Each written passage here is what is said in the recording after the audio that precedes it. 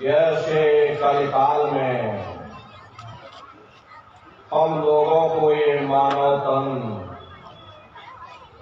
ये मनुष्य शरीर प्राप्त हुआ, उससे भी परम सौभाग्य की बात है कि मनुष्य रूपी मंदिर में बैठ करके हम लोगों को सत्संग सुनने का ये अवसर मिल रहा। सत्संग जल जो कोई पावे, मैलाई सब कट जावे। ये सत्संग है, ये कोई कथा और कीर्तन नहीं, किस्से और कहानियां नहीं, ये महात्माओं की अजर अमर वाणियां हैं। यदि आपने ध्यान से सुन लिया तो निश्चय ही आपको अपने मानव जीवन के उद्देश्यों के बारे में पता चलेगा कि आखिर मनुष्य शरीर हमको क्यों मिला, क्या इसका उद्देश्य है, मरने के बाद हम कहाँ जाएंगे, हमारे बाल बच्चे कहाँ जाएंगे, हमारे रिश्ते नातेदार कहाँ जाएंगे और कैसे हमारी जीवात्मा का कल्याण होगा। ये पराविद्या महात्माओं की पराविद्या है। हम आप इस जड़ संसार में फंस करके उस पराविद्या से अनभिज्ञ हो गए और अपने मूल उद्देश्यों को हम लोग भूल गए, अपने वादे को हम आप भूल गए। वो वादा जो हमने आपने माँ के घर में किया था, जब माँ के घर में हम आप उल्टे लटके हुए थे, सिर हमारा नीचे था, पैर हमारे ऊपर थे, उस समय हमने आपने उस परमात्मा से वादा किया कि हे परमात्मा, इस बार हमको मनुष्य शरीर दे दो, हम भजन करेंगे, भक्ति करेंगे, हम अपनी जीवात्मा का कल्याण करेंगे। लेकिन मनुष्य शरीर मिल जाने के बाद में ना आपने भजन किया न भक्ति की, बस माया की छाया में फंस करके इस मिथ्या जगत को अपना मान करके हम आप इसी में गोता खा रहे। अरे नर नारियों, इस दुनिया में हित मित्र भाई बंधु रिश्ते नातेदार कुटुंब परिवार वाले, इनमें से कोई भी चीज तुम्हारी जीवात्मा को इस अधोगति से बचा नहीं सकता। हम कौन हैं, हम कहां से आए हैं और हमें जाना कहां है, ये मानव मात्र के लिए एक जटिल प्रश्न बना हुआ है। इस प्रश्न का हल तब तक नहीं होगा जब तक इस धरा भूमि पर कोई संत महात्मा फकीर न मिल जाए। इसीलिए वह मालिक अति दया और कृपा करके संतों महात्माओं को इस धराधाम पर भेजते हैं। संत महात्मा फकीर यहाँ पर आकर के हम जीवों को समझाने की कोशिश करते कि भाई हम आए वही देश से जहां तुम्हारो धाम, तुमको घर पहुंचावना एक हमारो काम। हम उसी देश से आए हैं, जिस देश के तुम रहने वाले हो, परंतु तुम अपने सच्चे देश को छोड़ करके इस झूठे काल और माया के देश में फंस गए। हरे नर नारियों, यह देश तुम्हारा देश नहीं, तुम्हारा देश सचखंड है। ये कौम तुम्हारी कौम नहीं, तुम्हारी कौम सतनाम है। और ये जीवात्मा उस सतनाम रूपी समुद्र की बूंद है। इस बूंद को समुद्र से मिलाओ, यानी इस जीवात्मा को उस परमात्मा से मिलाओ। महात्मा समझाने की कोशिश करते कि भाई वो परमात्मा है, वो आपको मिलेगा, जीते जी मिलेगा, इसी मनुष्य शरीर में मिलेगा। इसी मनुष्य शरीर के अंदर जाकर के परमात्मा से मिलने का वह एकमात्र दरवाजा है। उस दरवाजे का भेद केवल संतों महात्माओं को ही प्राप्त है। ये दुनिया के लोग, दुनिया की आवाम जनमानस दुनिया के ज्ञान को पढ़ करके अहंकार में डूबे रहते हैं कि हमसे बड़ा कोई ज्ञानी नहीं। लेकिन उन बेचारों को नहीं मालूम कि जहां दुनिया का ज्ञान समाप्त होता है, उसी के सिर की चोटी से ये आध्यात्मवाद, आत्मा और परमात्मा का ये गूढ़ ज्ञान, रहस्य विज्ञान प्रारंभ होता है। उस विज्ञान को पाने के लिए सबसे पहले जरूरी है कि पहले आप मानवतावादी बनो, मानव धर्म और मानव कर्म को अपनाओ। अरे मानव धर्म क्या है कि इंसान इंसान के काम आवे, एक दूसरे की निस्वार्थ भाव से सेवा करे, सत्य दया हिंसा परोपकार आदि गुणों को अपने जीवन में उतार करके और किसी संत महात्मा की खोज करके उनके बताए हुए रास्तों पर चल करके अपनी जीवात्मा का कल्याण करा ले, यही इंसान का सबसे बड़ा मानव धर्म है। लेकिन आज इस कलिकाल में ये दुनिया की आवाम जनमानस विषय विकारों में, शराब और कबाबों में, मांस और मदिरा में सुख ढूंढने की कोशिश कर रही है। ये चरित्र पतन जैसे कार्यों को अपना करके ये आवाम जनमानस कैसे सुखी हो सकती। पहले अपने चरित्र जैसे धन को इकट्ठा करो, क्योंकि चरित्र ही सब कुछ है। चरित्र ही मानव धर्म की पूंजी है। जो इंसान अपने खिलाफ ईमान को बरकरार रखता, वही इंसान चरित्रवान है। ये दुनिया भर के रगड़े झगड़े, पिता पुत्र में लड़ाई, आदमी औरत में लड़ाई, घर परिवार में लड़ाई, समाज में लड़ाई, जातियों में लड़ाई, मुल्क में लड़ाई। हरे नर नारियों, ये इंसानों का काम नहीं, ये हैवानों का काम है। इसलिए पहले आप इंसान बनो, चरित्रवान बनो, महात्माओं के समीप आओ। वे जो दया का प्रसाद दें, उसे खुशी खुशी लेकर के अपने निज घर को जाओ, जहां न फिर जन्मना है और ना ही फिर मरना।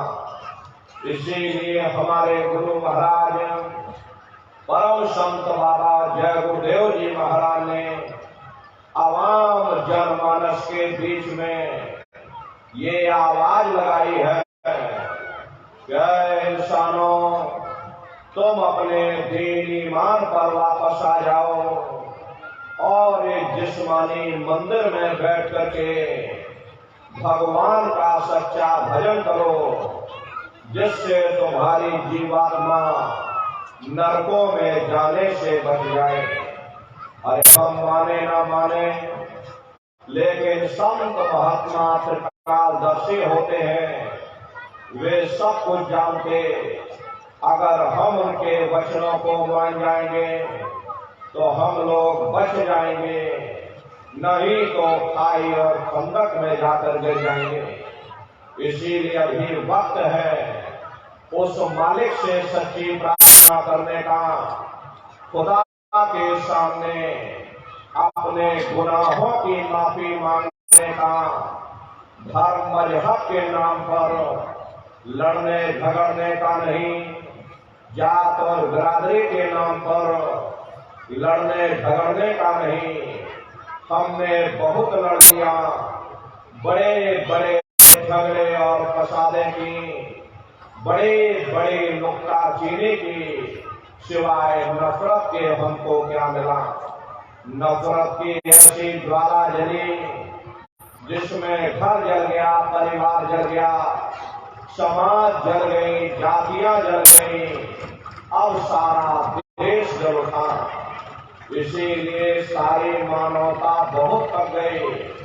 हर कोई ऐसी छांव चाहता है जहां उसे ठंडक मिले, शांति और सुकून मिले। ये सब वही मिल सकते हैं जहां शांति के संदेश होते, सुकून के संदेश होते, मानव धर्म और मानव कर्म के संदेश होते। और ये संदेश केवल संत महात्मा फकीर देते हैं, जो समदर्शी होते, जो समस्त जीवों के अंदर उस प्रभु के अंश को देखते हैं। ऐसे समदर्शी उन महात्माओं की खोज करो। ये मत देखना कि महात्मा की जाति के हैं, महात्मा किस बिरादरी के हैं। हर जातियां कर्म के अनुसार बनाई गई, जन्म के अनुसार नहीं। मनुष्य की एक ही जाति है, वो है मानव जाति। और इसी मानव जामे में बैठ करके हमें उस मालिक की भक्ति करनी है। हरे नर नारियों, सुपथ जात के भंगी थे, रैदास जी जात के हरिजन थे, मीराबाई जात की छत्राणी थी। अगर वे सब उस मालिक को प्राप्त कर सकते हैं तो आप भी उस मालिक को प्राप्त कर सकते हो। लेकिन बगैर महात्माओं के, बगैर मुर्शिद के कोई भी जीव इस संसार समुद्र से ना कोई पार हुआ और ना ही कोई हो सकता। ये समुद्र ऐसा है जिसके न इस किनारे का पता, न उस किनारे का पता कोई नहीं जान सकता। ये दुनिया कब बनी, कितनी बार प्रलय और महाप्रलय हो गई, लेकिन इतना जरूर मालूम है कि जिस दिन से दुनिया बनी है, हम लोग यहीं पर भटका खा रहे हैं। अगर इधर से हवा चली तो नैया हमारी उधर चली गई, और अगर उधर से हवा चल गई तो हमारी नैया डगमगाते हुए इधर चली गई। न जाने कितने युग और कल्प बीत गए, लेकिन हमारी ये नैया आज तक इस भव सागर से किनारे नहीं लगी। इसलिए नर नारियों, सौभाग्य से वक्त का इतना बड़ा वरदान आपको मिला, ये मानव तन आपको मिल गया। न जाने किस महात्मा की दया हो गई, न जाने कौन से जन्म जन्मांतरों के शुभ पुण्य कर्म उदय हो गए, जो आपको ये मनुष्य शरीर मिल गया। हर अब की बार मौका मिल गया है, समय रहते हुए अपनी जीवात्मा के कल्याण के लिए थोड़ा बहुत विचार करिएगा, वरना ये समय तुम्हारा निकलता चला जा रहा। अरे मिले न दे हम तुमको, बनाओ काश कुछ अपना, पचो मत इस जग में, जानियो रैन का सुपना। हरे न नारियो, जैसे रात में हम लोग स्वप्न देखते हैं, हालांकि उस समय पर हमें स्वप्न सच मालूम पड़ता, असली प्रतीत मालूम होता है, लेकिन जब हम सुबह उठते हैं, जब हमारी आंखें खुलती हैं, तब हमें होश आता, नहीं भाई हम तो स्वप्न देख रहे थे, ये सब भ्रम है। ठीक उसी प्रकार से ये दुनिया भी 10, 20, 100 साल का स्वप्न है। अब आप कहोगे हम जाग रहे, परंतु प्रेमी भाई बहनों, ऐसा हरगिज नहीं है। जिस दिन मौत का वक्त आएगा, अरे आप रोगे, हाय हाय करके चिल्लाओगे कि हाय हमने सारी जिंदगी यूं ही स्वप्न में गुजार दी, जागने का समय तो अभी आया था, जो कुछ करना था ही करना था। लेकिन प्रेमी भाई बहनों, अब पछताए हो क्या जब चिड़िया चुग गई खेत। महात्मा प्रेम से जीवों को समझाते हैं कि भाई देह और देह सब झूठा, भरम में काहे को कपना, ये घर बार हमारा अपना नहीं, हरे पराया देश है, ये सराय खाना है, ये मुसाफिर खाना है, ये शरीर भी तुम्हारा अपना नहीं, ये भी काल का पिंजरा है, किराए का मकान है, पराया मकान है। किसी को 40-50 साल के लिए मिला, किसी को 80, 90, 100 साल के लिए मिल गया। अरे जितने जितने श्वास उस मालिक ने बख्शे हैं, उसे भुगतने के बाद में हमें शरीर को यही छोड़ जाना। श्वास धारा नित्य ही जारी, एक दिन खाली चांद। हरे प्रेमी भाई बहनों, एक तालाब पानी से चाहे कितना भी क्यों ना भरा हो, आप एक छोटी सी नाली काटकर खोल दीजिए, तालाब में छोटा सा छेद कर दीजिए, तो सारा पानी ही तालाब से बाहर निकल जाएगा। ठीक उसी प्रकार से हमारा ये शरीर भी श्वासों का भंडार है।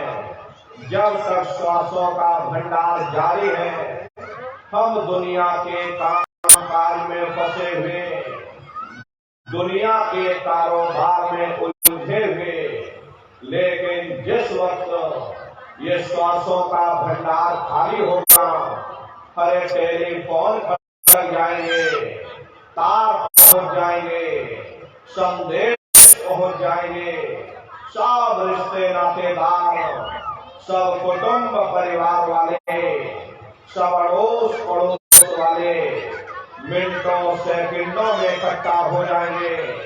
हरे प्रेमी भाई बहनों, जिस शरीर से तुम इतना प्रेम किया करते थे, उसे कोई एक रात भी घर में रखने को तैयार नहीं होता।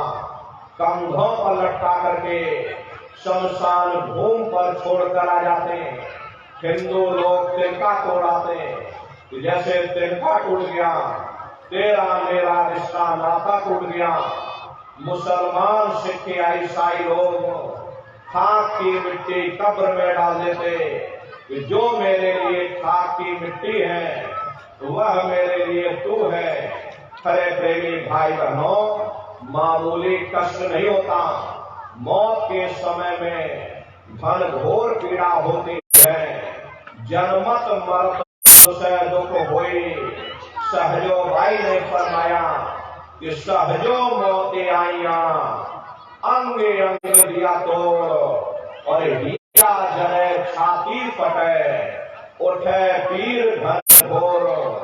गुरु महाराज सत्संग में फरमाते थे, जैसे 1,00,000 भिक्षु एक साथ मिल करके हमारी जिस्म पर डंक मारे, उससे भी लाखों करोड़ों गुना ज्यादा मौत के समय में दर्द होता है। जब मृत्यु आती है तो किस तरह से प्राण निकलते हैं, प्राणों के निकलने की क्या प्रक्रिया होती है, जरा उसे भी आप समझ लीजिए। देखो प्रेमी भाई बहनों, जैसे संसार में महाप्रलय आती, महाप्रलय के समय क्या होता, सबसे पहले पूरी पृथ्वी रह जाती। ये पृथ्वी पानी में घुल करके और पानी बन जाती है। मानव सृष्टि की प्रलय एक बड़ी कयामत है और शरीर की प्रलय एक छोटी कयामत है। तो जैसे ही मौत आती है, सबसे पहले बुरा चक्र टूटता है, सिमटत भास श्वास उठ जावे और प्राण पति जब सिमट समावे, उस समय हमारी श्वासें रुक जाती, शरीर की चेतना पीछे सिमटने लगती। तो सबसे पहले गुदा चक्र ही टूटता, क्योंकि गुदा चक्र में पृथ्वी का वास होता है। गुदा चक्र टूट करके ऊपर इंद्रिय चक्र में समा जाता, इंद्रिय चक्र में जल का वास होता, यानी जल ने पृथ्वी को घोट लिया। फिर जब इंद्रिय चक्र टूटेगा तो ऊपर नाभि चक्र में समा जाएगा। नाभि चक्र में अग्नि का वास होता, यानी अग्नि ने फिर जल को सुखा दिया। ये नीचे से सिमटाव होता है। फिर जब ये नाभि चक्र टूटेगा तो हृदय चक्र में समा जाएगा। हृदय चक्र में वायु का वास होता, यानी वायु ने अग्नि को अपने में समाहित कर लिया और इस तरह से वायु आकाश में उड़ गई। ये आंखों की पुतलियां पलट जाती हैं, मुंह खुला का खुला रह जाता। महात्मा कहते हैं कि जब यह कर्म करायुक्त जावे और बुद्धि सुरति आन दबावे, जब यह जीवात्मा पांचों तत्वों को लांग करके जल पृथ्वी अग्नि वायु आकाश पांचों तत्वों को लांग करके ऊपर आती है, तो काल दार में आंदवानी और जब घर के नैनन से पानी, जब काल अपनी दार में दबाता, उस समय नेत्रों से पानी निकलता। इंद्रियां टूट टूट करके सब चकनाचूर हो जाती, सब रिश्ते नातेदार खड़े रह जाएंगे, डॉक्टर वैद्य हकीम सब आपको घेरे रह जाएंगे, लेकिन आप अपनी पीड़ा को उस समय अपने मुख से बयान नहीं कर पाओगे। सिर्फ आपके नेत्रों से सुटकेंगे। हरि अमदूत आते हैं, प्राणों की डोरी को तोड़ देते और जीवात्मा को खींच करके इस शरीर से बाहर कर दिया जाता। जैसे ही जीवात्मा शरीर से अलग हुई, ये शरीर आपका मिट्टी हो जाता। फिर इस मिट्टी को एक रात अपने घर में कोई रखने को तैयार नहीं होता। अरे आपके कितने भी सगे संबंधी क्यों ना हो, नात रिश्तेदार क्यों ना हो, लेकिन एक रात कोई घर में मट्टी रखने के लिए तैयार नहीं होते। कहते भाई जल्दी करो जल्दी करो, अब इनकी शक्ल देखने में हमको डर लग रहा, जल्दी से बाजार से कपन खरीद के लाओ, जल्दी से लकड़ियां खरीद के लाओ, जल्दी से चिता तैयार करो, इनको घर में से जल्दी से उठा ले जाओ, वही शमशान भूमि पर जला देना। ये जो घर में इनके कपड़े लत्ते पड़े हुए, हर इनके कपड़े लत्ते भी उठा ले जाओ, वही शमशान भूमि पर जला देना। जिस बिस्तर पर ये लेटे रहे, ये बिस्तर भी अशुद्ध हो गया। अब इनकी छुई हुई चीज हमको घर में एक नहीं चाहिए, इसलिए इनका बिस्तर भी उठा ले जाओ, वही शमशान भूमि पर जला देना। लेकिन उसने कोई सोने की अंगूठी पहनी होगी, उसे धीरे से उतार कर जेब में रख लोगे, बस वही एक अशुद्ध नहीं होगा, और बाकी सब शुद्ध हो जाएगा। अरे महात्मा कहते हैं कि भाई कुटुंब परिवार मतलब का बिना धन पास नहीं जाए। ये रिश्ते नातेदार, ये कुटुंब परिवार वाले, ये सब स्वार्थ के संगी साथी। अरे नारियों, आज तुम्हारी जेब में पैसा है तो सब जैसे तैसे तुमसे रिश्तेदारियां कायम कर लेंगे। आज जेब खाली हो जाए तो बेटा बाप को बात कहने के लिए तैयार नहीं होता। आप रोज कचहरियों में मुकदमों का हाल देखते हो। यदि किसी पिता ने बंटवारा करते समय किसी एक बेटे को 1000 रुपया कम दे दिया या 1 बीघा जमीन कम दे दी तो बेटा बाप का दुश्मन बन जाता, उसे ले जाकर कचहरियों में खड़ा कर देता। अरे अपना यहाँ क्या है, ये स्वार्थ के संगी साथी, कोई तुमको याद करने वाला नहीं। 13 दिन बाद 13वीं मना दोगे, लड्डू पूरी पकवान बना करके खिला दोगे, फिर जाने वाले को कोई याद नहीं करता। अभी बूढ़े बुजुर्गों से पूछा जाए कि क्या तुमको तुम्हारे माँ बाप की याद आती है तो कहेंगे भाई नहीं आती। अरे क्यों नहीं आती, तुम्हारे माँ बाप थे